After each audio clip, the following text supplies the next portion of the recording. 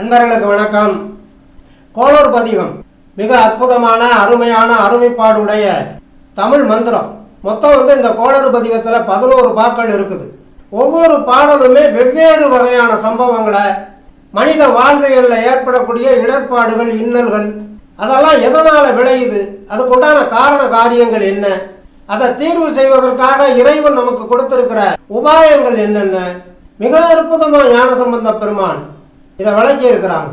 இந்த கோளூர் பதிகத்தினுடைய இந்த 11 தமிழ் மந்திரங்களுமே அதை முறையாக பக்தியோட, பக்தி சிரத்தையோட அதை மனனம் பண்ணி ஓதிக்கிட்டே வந்தால் அதனால் விளையக்கூடிய நன்மைகள் என்னென்ன அப்படிங்கிறத இந்த பதிகத்தினுடைய அந்த 11வது பாடலில் இறுதி அடியில் ஆனசொல் மாலையோதும் அடியார்கள் வானில் அரசாழ்வர் ஆணை நமதே அப்படின்னு சொல்லி முடிக்கிறார். பாருங்க, ஆணை நமதேங்கிறார். ஒரு விஷயத்தை ஆணையிடக்கூடிய அதிகாரம் யாருக்கு கிடைக்கும்? இறைவனுக்கு.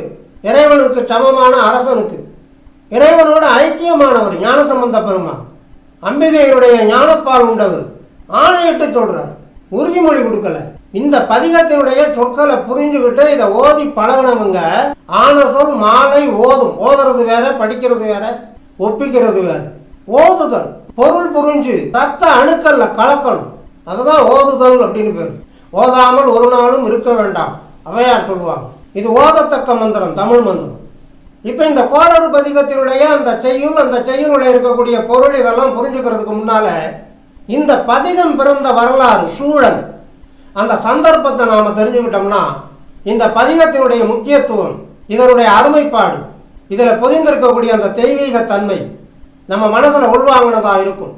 அப்போ நாம் அந்த பதிகத்தை படிக்கிற போது மனனம் பண்ணுவதற்கு எளிதாக இருக்கும், முறையாக ஓதுவதற்கு நமக்கு எளிதாக இருக்கும். ஞானசம்பந்த பெருமானுங்கிறவர் 63 நாயன்மார்களில் ஒருத்தர் மட்டுமல்ல, சமயக்குறவர்கள்னு சொல்லுவாங்க. சைவ சமயத்தை காத்து ரட்சித்த பெருமை இவருக்கு உண்டு. சமயக்குறவர்கள் மொத்தம் 4 பேர் சொல்லுவாங்க. சொற்கோவும் தோணிபுர தோன்றலும் என் சுந்தரனும் சிற்கோள வாதவூர் தேசிகனும் முற்கோலி வந்திலரே நீரெங்கே மாமரை நூல் தானெங்கே எந்தை பிரான் 5 எழுத்து எங்கே. சிவானந்த மாலை. சொற்கோ திருநாவுக்கரசு சுவாமிகள், அப்பர் சுவாமின்னு சொல்லுவாங்க. தோணிபுர தோன்றல், தோணிபுரம்ங்கிறது சீர்காழியை குறிக்கும். சீர்காழியில் பிறந்தவர் ஞானசம்பந்த பெருமான். 3 வயதிலேயே அம்பாளிடம் ஞானப்பால் உண்டவர். என் சுந்தரனும் சுந்தரமூர்த்தி சுவாமிகள். சிற்கோள வாதவூர் தேசிகர் மாணிக்க வாசக பெருமான். சிற்கோள அப்படின்னு சொன்னால் திரும்பும் பக்கமெல்லாம் சிவமயம், சிலாரூபங்கள் பெயர் பெற்ற ஊர், தெய்வ சிலைகள் நிறைந்த ஊர் அது. அதனால் சிற்கோளவாத ஊர் அது. ஆக அப்பர் சுவாமிகள், ஞானசம்பந்த பெருமான், சுந்தரமூர்த்தி சுவாமிகள், மாணிக்க வாசகர், இந்த 4 பேரும் தான் சமயக்குறவர்கள்னு சொல்லுவாங்க. சொற்கோவும் தோணிபுர தோன்றலும் என் சுந்தரனும் சிற்கோள வாதவூர் தேசிகனும் முற்கோலி வந்திலரேல் நீரெங்கே, நீர் திருநீர், இவங்க மட்டும் இல்லைன்னா இன்னைக்கு நாம புனிதத்துவமாக கருதி சிவ அடையாளமாக நாம நெற்றியில் பூசக்கூடிய இந்த திருநீரினுடைய புனிதத்துவமே காணாமல் போயிருக்கும். மாமரை நூல் தானேங்கே, ரிக்கேச்சூர் சாமம் அதர்வனம் என்னும் மாமறைகள், வேதாந்தங்கள் காணாமல் போயிருக்கும். இவங்க தான் காப்பாற்றி கொடுக்குறாங்க. இவங்களுடைய அந்த சிவத்துண்டு அவ்வளவு அருமைப்பாடுடையது. எந்தை பிரான் 5 எழுத்து எங்கே, நமச்சிவாய. நமச்சிவாயங்கிற அந்த பஞ்சாட்சரம் இன்னைக்கு அதனுடைய பெருமையை உலகம் பூரா 6000.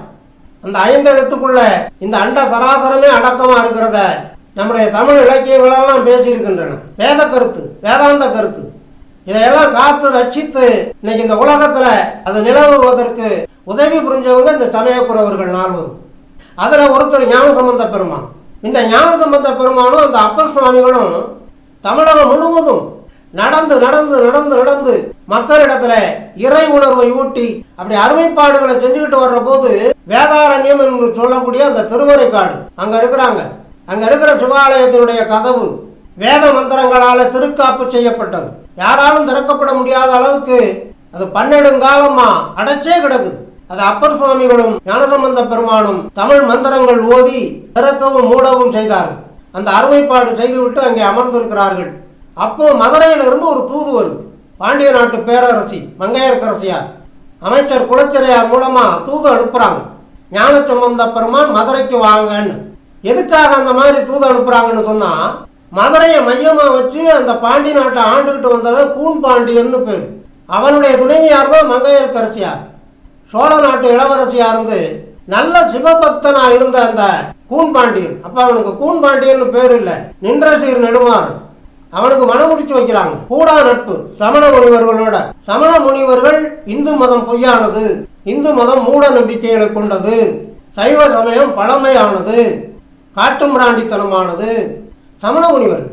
அதனால அந்த அந்த நின்ற சீர் நெடுமாறன் மதம் மாறிட்டான் சமண மதத்துக்கு.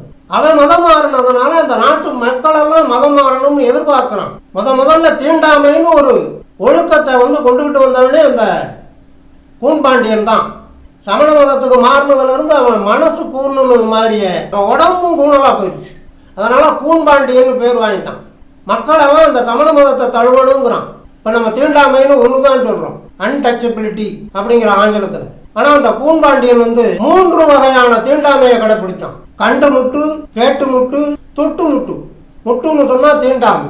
பார்த்தா தீட்டு கண்டு முட்டு, கேட்டா தீட்டு கேட்டு முட்டு, தொட்டா தீட்டு தொட்டு முட்டு. அது என்ன கண்டு முட்டு? யாராவது ஒரு சிவபக்தன் நெற்றி நிறைய நீரை வச்சுக்கிட்டு அவன் முன்னால வந்தான்னா அவனை பார்த்தா தீட்டான். அதனால உடனே போய் குடிச்சிருவான். மன்னன் முன்னால யாரும் திருநீர் பூச்சிக்கிட்டு போகக்கூடாது, அது கண்டு முட்டு. யாரும் சிவாய நமக, சண்முகாய நமக, ஓம் நமோ நாராயணாய நமக சொல்லிடக்கூடாது. அது அவன் காதல கேட்டுறக்கூடாது. கேட்டுட்டா அது தீட்டான், அதனால போய் குளிச்சிருவானோ, அது கேட்டு முட்டு.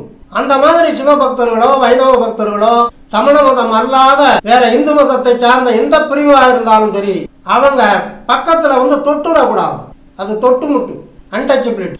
அப்ப அன்டச்சபிலிட்டி, அன்சீயபிலிட்டி, அன்பீக்கபிலிட்டி ஆக 3 வகையான தீண்டாமையை, கண்டு முட்டு, கேட்டு முட்டு, தொட்டு முட்டு என்று 3 வகையான தீண்டாமையை அமுல்படுத்தினவன் கூன்பாண்டியன். மங்கையார் கரைச்சியார் நெற்றி நிறைய திருநீரை பூசிக்கிட்டு தினசரி சிவ வழிபாடு சொக்கநாதர் ஆலயத்துக்கு போவாங்க. அதனால மனைவியே பக்கத்துல வரக்கூடாது. வந்தா அவளை பார்த்தான்னா தீட்டான், அதனால போய் குளிச்சிருவானா. மனைவி பக்கத்திலே வரக்கூடாது, திருநீர் பூசிக்கிட்டு வரக்கூடாது. இப்படிப்பட்ட மிக மோசமான தீண்டாமையை அமுல்படுத்திய அந்த பாண்டியன் மன நொந்து வாழ்றாங்க. திருமணம் பண்ணிக்கிட்டு வரையில நல்ல சிவபக்தன். அதுக்கப்புறம் அந்த சமண முனிவர்களுடைய தொடர்பு, கூடா நட்பு, மதம் மாறிட்டான். அதனால இந்த நாடே மதம் மாறணும்னு எதிர்பார்க்கிறான். அப்படிப்பட்ட சமயத்துல மனம் நொந்து வாழ்க்கை வெறுத்து போயிருந்த மங்கையர் கரைச்சியார் குலச்சிறையார் மூலமா தூது அனுப்புறாங்க. ஞானசம்பந்த பெருமானே மதுரைக்கு வரணும், மன்னனோட பேசணும், சைவ மதத்தினுடைய கோட்பாடுகளை அதனுடைய புனிதத்துவங்களை எல்லாம் மன்னனுக்கு உணர்த்தி தடம் மாறி போய்கொண்டிருக்கிற தன்னுடைய கணவனான அந்த மாமன்னனை திருத்தணும்னு எதிர்பார்க்கிறாங்க. இந்த தூது ஞானசம்பந்த பெருமான்கிட்ட சொல்றாங்க, இந்த மாதிரி பேரரசி மங்கையர் கரசியார் உங்களை வர சொல்லியிருக்கிறாங்க மதுரைக்கு. மன்னனை பார்த்து சைவ சமயத்தினுடைய கோட்பாடுகளை எல்லாம் மன்னனுக்கு உணர்த்தி அவனை திருத்தணும்னு எதிர்பார்க்கிறாங்கன்னு சொன்ன உடனே ஞானசம்பந்த பெருமான் தயாராகிறார். அப்ப பக்கத்துல இருக்கிற அப்பர் சுவாமிகள் சொல்றாங்க, இன்னைக்கு நாள் சரியில்லை, அதனால நீங்க யோசிக்கணும்னு சொல்றாங்க. அப்பர் சுவாமிகளுக்கு வயசு அப்ப 81, ஞானசம்பந்த பெருமானுக்கு வயசு 16. இது ஞானப்பால் உண்ட அம்பிகையினுடைய செல்ல குழந்தை ஞானசம்பந்த பெருமான். அப்பர் சுவாமிகள் ஊழியல், வாழ்வியல், கோழியல் எல்லாத்தையுமே அனுபவிச்சு உணர்ந்தவர், ஞான பழம். அப்ப அப்பர் சுவாமிகள் சொல்றதுல ஒரு உண்மை இருக்கணும், அது ஞானசம்பந்த பெருமானுக்கு புரியும். ஆனாலும் அவர் என்ன சொல்றாருன்னு சொன்னா, தடம் மாறி போன அந்த கூன்பாண்டியனை திருத்தி கொண்டுகிட்டு வர்றதுக்கு அருமையான சந்தர்ப்பம், அதனால போகணுங்கிறார். அப்பத்தான் ஞானசம்பந்த பெருமான் இந்த 11 பாடல்கள் அடங்கிய இந்த திருப்பதிகத்தை கொடுக்குறாங்க. கோள் அறுபதிகம். கோள்னு சொன்னா கிரகங்கள், நவகிரகங்கள். அறுபதிகம்னா அதனுடைய தீங்குகளில இருந்து காப்பாற்றக்கூடிய 10 பாடல்களை கொண்ட ஒரு நூல். பதிகம்னா 10 பாடல், ஒரு பாடல் கூடுதலா இருக்கும். ஒரு கட்டுரை எழுதுனா கடைசியா முடிவுரை சொல்றது மாதிரி 10 பாடல்களையும் தொகுத்து அதனால விளையக்கூடிய பயன்களை இறுதியா சொல்லுவாங்க. ஆக 10 + 1 11 பாடல்களை கொண்டது ஒரு பதிகம் அப்படின்னு சொல்லுவாங்க. கோள் அறுபதிகம். இப்ப மதுரைக்கு போறாங்க ஞானசம்பந்த பெருமான், சீடர் உலகத்தோட போறாங்க. போய் தங்கி இருக்கிறாங்க. மறுநாள் பார்க்கணும் மன்னனை. அந்த இரவுல சமண முனிவர்கள் வஞ்சகமா, ஞானசம்பந்தன் மிகுந்த அறிவுடையவன், தெய்வ குழந்தை, அவன் மன்னனை பார்த்துட்டான்னா திருத்திடுவான். சமண மதத்துல இருந்து மன்னனை திருப்பி சைவ மதத்துக்கு கொண்டுட்டு போயிடுவான். உடனே மன்னன் நம்ம மேல கோபப்பட்டு நம்மளை தண்டிச்சாலும் தண்டிப்பான். இந்த இடர்பாடுகள்ல இருந்தாலும் நாம தப்பிக்கணும்னு சொன்னா ஞானசம்பந்த பெருமானு உண்டு இல்லைன்னு பண்ணணும்னு முடிவு பண்றாங்க. அதனால சுவாமிகளும் சீடர்களும் தங்கி இருக்கக்கூடிய அந்த ஆசிரமத்துக்கே தீ வைக்கிறாங்க. நல்ல தூக்கத்துல இருக்கிற நேரம், நடு நிசி.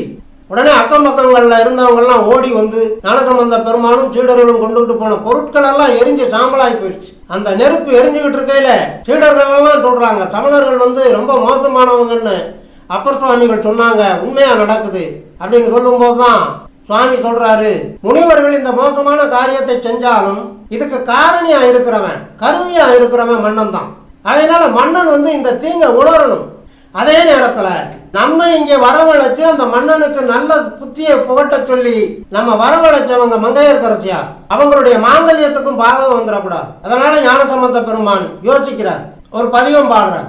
அந்த ஆசிரமத்துக்கு வைக்கப்பட்ட அந்த நெருப்பானது, அந்த நெருப்பை வைப்பதற்கு யார் காரணமாக இருந்தானோ, கருவியா இருந்தானோ அவனை சென்று அடைக அப்படின்னு சொல்றார். அப்படி சொல்ற போது கூட ரொம்ப நிதானமா வார்த்தையை போடுறார்.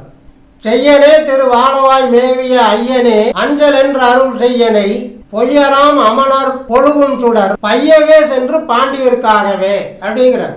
இந்த மாதிரி ஒரு 10 பாடல். செங்கன் வெல்விடை ஆய் திரு ஆளவாய் அங்கனா அஞ்சல் என்று அருள் செய் எனை கங்குளார் அமனர் கையர் இடுங்கணர் பங்கமில் தென்னன் பாண்டியருக்காகவே.